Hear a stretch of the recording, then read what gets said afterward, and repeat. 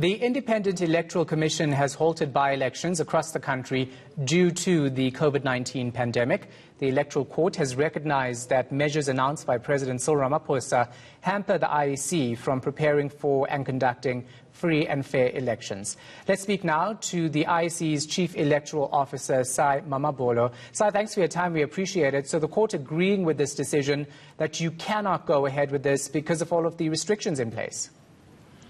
Yes, the grant of the order today by the Electoral Court is affirmation of the national consciousness that has been created as a response to COVID-19.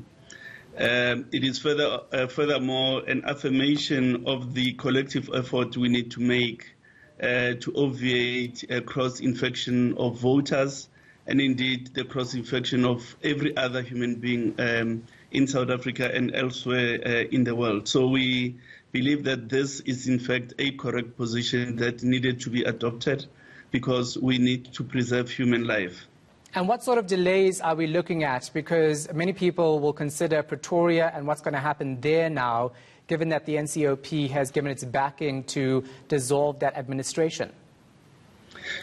Well, the Electoral Court has given us a postponement of scheduled by-elections by 120 days, for 4 months. And it is important to note that this application did not include Tshwane. So a separate process would have to be undertaken in respect of the replacement of the council which has been dissolved in Tshwane. So you will go and apply for that not to happen, of course, because there are so many people that IEC officers will have to work with when it comes to by-elections, correct? Oh, no, certainly.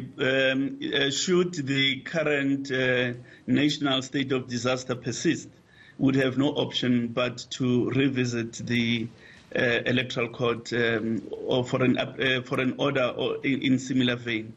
So what sort of impact does this have on the IEC in the long haul? Well, the first implication is financial, because the longer it takes to hold a by-election, the more costs you incur.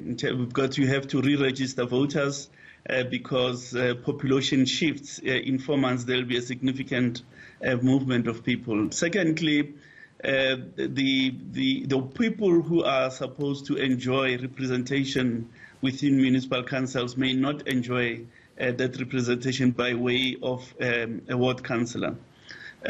So which means that they may not be at the receiving end of the enjoyment of full democratic participation and the representation of their interest in council. All right, thank you so much for your time. The IEC's Chief Electoral Officer, Sai Mamabolo.